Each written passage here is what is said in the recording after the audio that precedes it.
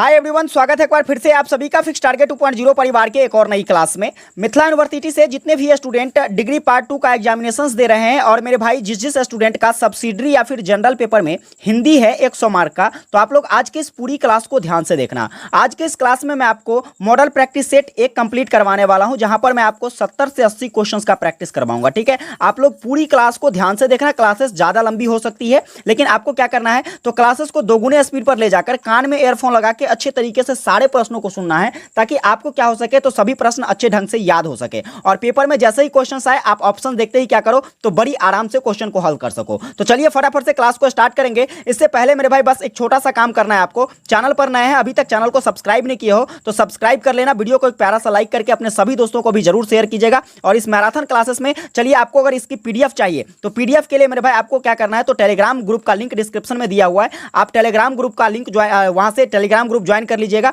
ताकि मैं आपको क्या कर सकूं, तो वहां पर पीडीएफ उपलब्ध करा सकूं। आइए बात करते हैं। देखिए, सबसे पहला टॉपिक है आपके हिंदी का, वो क्या है, तो नई कविता की मुक्ति धारा। यहां से हम लोग कुछ मोस्ट इंपोर्टेंट क्वेश्चंस देखेंगे। देखो पहला क्वेश्चन क्या कहता है, तो आपका पहला क्वेश्चन है, ना जाने के ही भेष कविता के कवि कौन है। तो ना जाने के ही भेष कविता जो है यह किसके द्वारा लिखा गया है, तो सिंपली याद रखोगे आज्ञा की कविता है ना जाने के ही भेष। अगला क्वेश्चन आपका कहता है, बन झरने की धार कविता के कवि कौन है। ये सारे पॉइंट्स आपको याद रखने हैं। बन झरने की धार, और यह भी किसके द्वारा लिखा गया है, तो आज्ञा के द्वारा लिखा गया है, बन झरने की धार। यहां पर देखिए अगला क्वेश्चन क्या कहता है, तो अगला क्वेश्चन है आपका कि आज्ञा की रचना कौन सी है। तो बात करें आज्ञा की रचना की, तो यहां पर हो जाएगा रात होते प्रात होते, यह किसकी रचना है, तो यह आज्ञा की रचना है। आगे बढ़िए, क्वेश्चंस देखिएगा, यहां पर 3 पॉइंट्स। देखो आज्ञा से संबंधित मैंने आपको कितने फैक्ट बताए, तो सबसे पहला देखो आज्ञा से संबंधित मैंने बताया आपको कि ना जाने के ही भेष किसकी रचना है, तो यह आज्ञा की रचना है। अगला बन झरने की धार, ठीक है, यह किसकी रचना है, तो यह भी आपका हो गया आज्ञा का।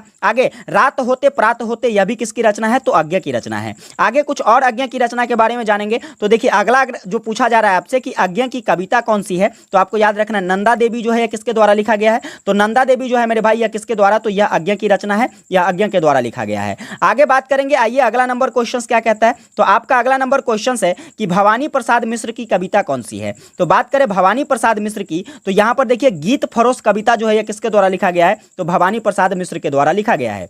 अगला क्वेश्चन भी आपसे वही कह रहा है, गीत फरोश कविता किनकी कृति है, तो भवानी प्रसाद की कृति है। ठीक है, अगला क्वेश्चन देखिएगा, कहता है, अब देखिए यहां पर मुक्तिबोध की कविता के बारे में जान लेते हैं। कहता है मुक्तिबोध की रचना कौन सी है, तो मुक्तिबोध की जो रचना है यहां पर सिंपली आपको याद रखना है कि लकड़ी का बना रावण किसके द्वारा लिखा गया है, तो मुक्तिबोध के द्वारा लिखा गया है। और ये क्वेश्चन कई बार पेपर में पूछा गया, इसलिए आपको ध्यान रखना है, लकड़ी का बना कागज। ठीक है, लकड़ी का बना कागज किसके द्वारा, तो मुक्तिबोध के द्वारा लिखा गया है। अगला क्वेश्चन आपका कहता है कि पूंजीवादी समाज के प्रति, पूंजीवादी समाज के प्रति यह किसके द्वारा, तो यह भी जो है मेरे भाई यह किसके द्वारा लिखा गया है, तो यह भी मुक्तिबोध के द्वारा लिखा गया है। अगला क्वेश्चन देखेंगे। अगला क्वेश्चन कहता है धर्मवीर भारती की कविता कौन सी है। तो बात करें धर्मवीर भारती की, तो देखिए कस्बे की शाम कविता जो है यह किसकी है, तो यह आपका धर्मवीर भारती का कविता है। आगे बढ़िए, क्वेश्चन देखेंगे फटाफट से। 10वां नंबर क्वेश्चन आपका क्या कहता है, तो 10वां नंबर क्वेश्चन से आपका देखो कहता है गिरिजा कुमार माथुर की कविता कौन सी है। तो गिरिजा कुमार माथुर की कविता की अगर बात कर लिया जाए, तो देखिए पतझड़ की एक दोपहर जो है यह किसके द्वारा लिखा गया है, तो गिरिजा कुमार माथुर के द्वारा लिखा गया है। अगला क्वेश्चन भी वही कह रहा है, पतझड़ की एक दोपहर कविता के कवि कौन है, तो आपको याद रखना है गिरिजा कुमार माथुर, जो कि पतझड़ की एक दोपहर कविता के कवि हैं। आगे बात करेंगे। देखिए अगला क्वेश्चन, धूमिल की कौन सी रचना है, तो धूमिल की पहली यहां पर रचना जो हो जाएगा ये आपका कुत्ता हो जाएगा। ठीक है, अगला देखिए कहता है किस्सा जनतंत्र के रचनाकार कौन है, तो यह रचना किसके द्वारा, तो धूमिल के द्वारा किया गया है। 2 रचनाएं धूमिल का, क्या क्या याद रखोगे, तो पहला आपको याद रखना है कुत्ता, इसके बाद दूसरा आपको याद रखना है किस्सा जनतंत्र। क्या याद रखोगे, किस्सा जनतंत्र, ये दोनों किसका है, तो यह आपका धूमिल की रचना है। आगे बात करेंगे। देखो पूछा गया आपसे कि धूमिल की कविता कौन सी है, तो बात करें धूमिल की कविता की, तो यहां पर जो है आपको याद रखना है खेवली जो है यह किसकी कविता है, तो यह धूमिल की कविता है। तो यहां पर 3 रचनाएं हो गए धूमिल के। आगे देखिए अगला कहता है अकाल और उसके बाद, तो अकाल और उसके बाद जो है मेरे भाई यह किसकी रचना है, तो आपको याद रखना है यह रचना नागा अर्जुन की रचना है। किसकी रचना है, अकाल और उसके बाद नागा अर्जुन की रचना है। अगला देखिए अगला क्वेश्चन आपका क्या कहता है, तो आपका अगला नंबर क्वेश्चन है केदारनाथ अग्रवाल की रचना है। तो केदारनाथ अग्रवाल की रचना की अगर बात कर ले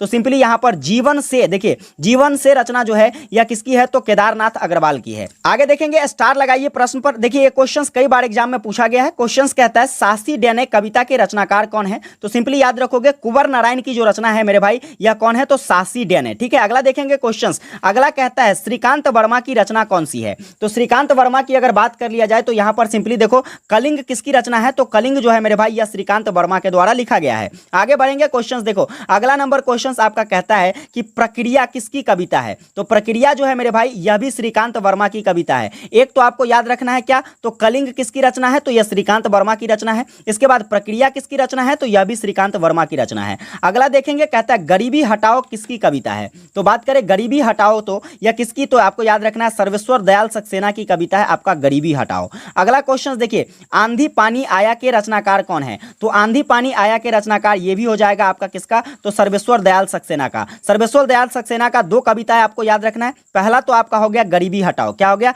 गरीबी हटाओ जो है यह किसकी रचना है, सर्वेश्वर दयाल सक्सेना का। अगला नंबर आंधी पानी आया, यह किसकी कविता है, तो यह भी कविता जो है मेरे भाई यह सर्वेश्वर दयाल सक्सेना की रचना है। आगे बढ़ेंगे क्वेश्चन देखिए, स्टार लगाना प्रश्न पर कई बार एग्जाम में पूछा जाने वाला प्रश्न है। कहता है मोम का घोड़ा के कवि कौन है, तो मोम का घोड़ा किसके द्वारा लिखा गया है, दुष्यंत कुमार के द्वारा आपका जो है मोम का घोड़ा लिखा गया है। अगला बढ़ेंगे क्वेश्चंस देखिए, अकाल और उसके बाद किनकी रचना है, तो ये प्रश्न मैंने अभी आपको कराया है, किसकी रचना है मेरे भाई, नागा अर्जुन की रचना है अकाल और उसके बाद। अगला क्वेश्चन देखेंगे, आपका अगला क्वेश्चन कहता है नागा अर्जुन की रचना कौन सी है, तो नागा अर्जुन देखिए यहां पर अकाल और उसके बाद जो है यह किसकी रचना है, तो आपका नागा अर्जुन का रचना हो जाएगा। नंदा देवी, चलिए आप कमेंट करके बताइए, मैंने अभी आपको पढ़ाया है कि नंदा देवी जो है यह किसकी रचना है। इसके बाद देखिए अगला क्वेश्चन क्या कहता है कि आज्ञा की रचना कौन सी है, तो बात करें आज्ञा की तो क्या नंदा देवी है या फिर अकाल और उसके बाद है या फिर रात होते प्रात होते या फिर इनमें से कोई नहीं, तो सिंपली याद रखोगे देखिए नंदा देवी जो है मेरे भाई यह किसकी रचना है, तो यह आपका आज्ञा का रचना हो जाएगा। किसका रचना हो जाएगा,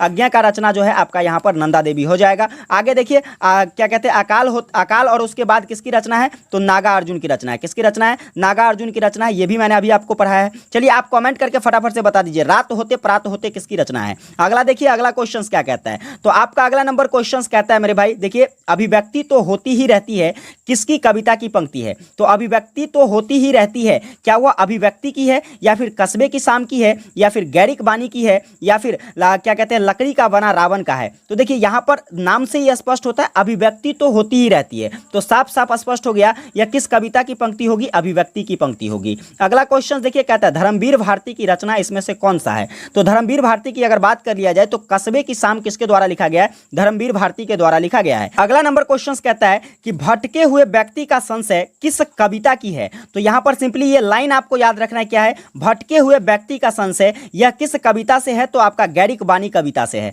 अगला क्वेश्चन देखेंगे कहता है मुक्ति बोध की रचना कौन सी है, तो बात करें मुक्ति बोध की रचना की तो यहां पर लकड़ी का बना रावण जो है यह किसकी रचना है, मुक्ति बोध की रचना है। आगे बढ़ेंगे क्वेश्चन देखिए 30 नंबर आपका क्या कहता है, तो 30 नंबर क्वेश्चन है आपका कि मैं ही वह विराट पुरुष हूं, यह पंक्ति किस कविता की है, तो मैं ही वह विराट पुरुष हूं। थोड़ा सा देखिए लाइन को समझने की कोशिश कीजिएगा, आपको अपने आप इसका आंसर मिल जाएगा। विराट पुरुष किसको कहे, तो रावण अपने आप में बहुत शक्तिशाली था, तो यहां पर देखिए कहता है मैं ही वह विराट पुरुष हूं, तो सिंपली आप अनुमान लगा सकते हो कि लकड़ी का बना रावण से ये लिया गया है। आगे बात करेंगे क्वेश्चंस कहता है लकड़ी का बना रावण के कवि कौन है, तो लकड़ी का बना रावण जो है यह किसके द्वारा, मुक्तिबोध की रचना है, मुक्तिबोध के द्वारा लिखा गया है। अगला बढ़ेंगे क्वेश्चंस कहता है कि बढ़ ना जाए छा ना जाए मेरी इस अद्वितीय पंक्ति जो है यह किस कविता की है, तो बढ़ ना जाए, देखो यहां पर क्या कहता है बढ़ ना जाए छा ना जाए, यहां पर थोड़ा सा स्पष्टीकरण ये चीजें हो रहा है। देखो बढ़ ना जाए तो क्या बढ़ चढ़ कर छाना क्या,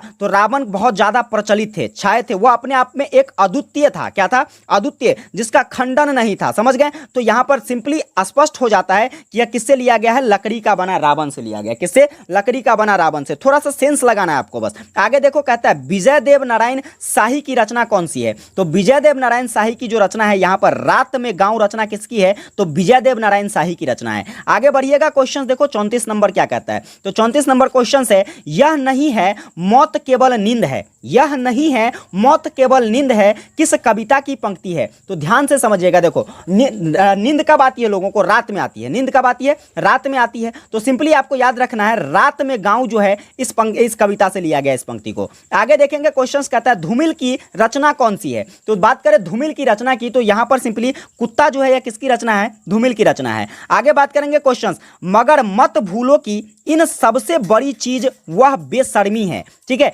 ये किस कविता की पंक्ति है। तो देखिए यहां पर सिंपली आपको याद रखना है, देखो क्या कहता है, बेशर्मी, यह मत भूलो कि सबसे बड़ी चीज क्या होती है, बेशर्मी होती है। तो क्या कहते हो, बेशरम, यानी कि कुत्ता कमीना। कैसे लोग गाली दे देता है बेशरम लोगों को, वही तो बेशरम लोगों को, यानी कि क्या हो गया, सिंपली आपको याद रखना है कुत्ता। क्या याद रखोगे, कुत्ता कविता की किसकी रचना है, कुत्ता। चलिए आप कमेंट करके फटाफट से हमको बता दीजिए। आगे देखेंगे अगला क्वेश्चन क्या कहता है, थके पंखों को समेटे किस कविता की पंक्ति है। तो सिंपली अगर बात किया जाए थके पंखों को समेटे, तो यहां पर क्या हो जाएगा, पंखा। देखो अभी गर्मी का महीना है, ठीक है, गर्मी का महीना है, तो लोगों को ज्यादातर पंखे की जरूरत कब होती है, रात को होती है। तो रात होते प्रात होते जो है इस कविता से इस लाइन को लिया गया है, थके पंखों को समेटे। आगे देखिए अगला क्वेश्चन क्या कहता है। तो सिंपली आपको अगला क्वेश्चन यहां पर कहता है कि नारायण मेरे ही बाण से विद्ध किस कविता की पंक्ति है। तो नारायण मेरे ही बाण से विद्ध जो है यह किस कविता से लिया गया है। तो सिंपली आपको याद रखना है न जाने के ही भेष,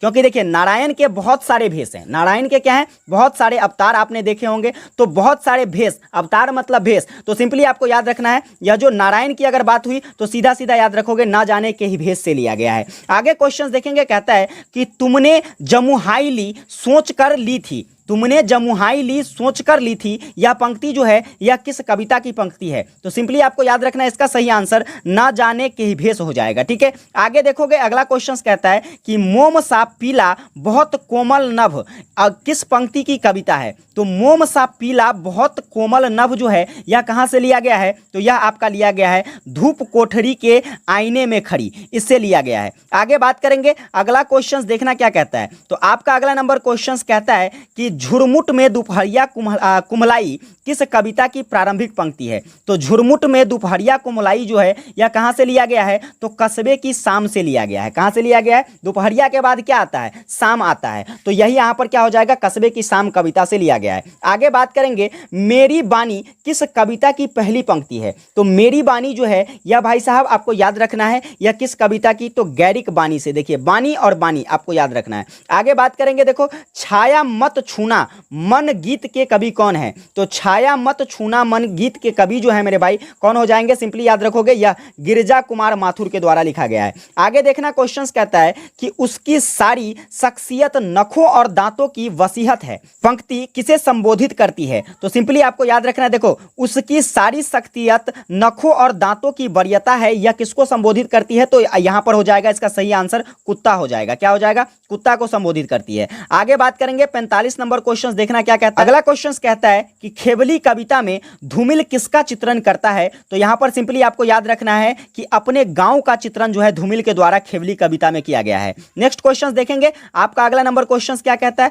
तो अगला नंबर 46 क्वेश्चन कहता है, देखो पीपल के पत्तों पर फिसल रही चांदनी गीत के रचनाकार कौन है। तो यह रचना किसके द्वारा, नागा अर्जुन के द्वारा किया गया है, पीपल के पत्तों पर फिसल रही चांदनी। अगला नंबर क्वेश्चन देखेंगे, कहता है नई कविता की मुक्ति धारा के संकलियता कौन है। तो इसका सही आंसर हो जाएगा विद्यानिवास मिश्र, जो कि नई कविता के मुक्ति धारा के संकलियता हैं। आगे देखेंगे क्वेश्चन कहता है कि रात में गांव के रचयिता कौन है। तो रात में गांव किसके द्वारा लिखा गया, भवानी प्रसाद मिश्र के द्वारा लिखा गया है। आगे देखो कहता है कुत्ता किसकी कविता है। तो यह धूमिल की कविता है। किसकी कविता है, कुत्ता मेरे भाई। तो धूमिल की कविता है आपका कुत्ता। आगे देखेंगे अगला नंबर क्वेश्चन क्या कहता है। तो 50 नंबर क्वेश्चन में है आपका कि रात होते प्रात होते किनकी कविता है। तो रात होते प्रात होते यह किसके द्वारा, आज्ञा के द्वारा लिखा गया है। आगे देखिएगा क्वेश्चन क्या कहता है आपका। तो अगला नंबर क्वेश्चन है नंदा देवी के रचयिता कौन है। तो नंदा देवी को किसने लिखा है। तो नंदा देवी को आज्ञा ने लिखा है। आगे देखिएगा क्वेश्चन कहता है कि गजानन माधव मुक्ति बोध की रचना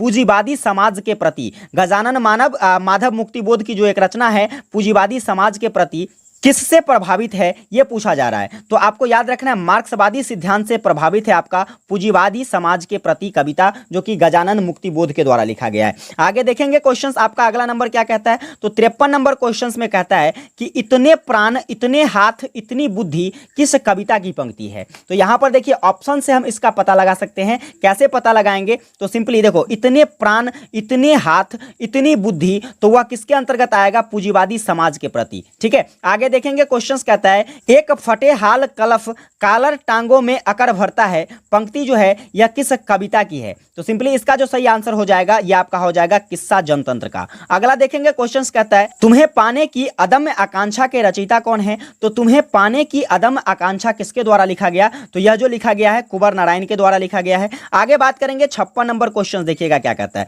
तो आपका 56 नंबर क्वेश्चन कहता है कि अजन्मे सूक्ष्म के अति पास अपनी मृत्यु से आगे किस कविता की पंक्ति है। तो यह जो पंक्ति है मेरे भाई यह किसकी, तो सासी डैने के है। ठीक है, आगे बात करेंगे अगला क्वेश्चन देखिएगा।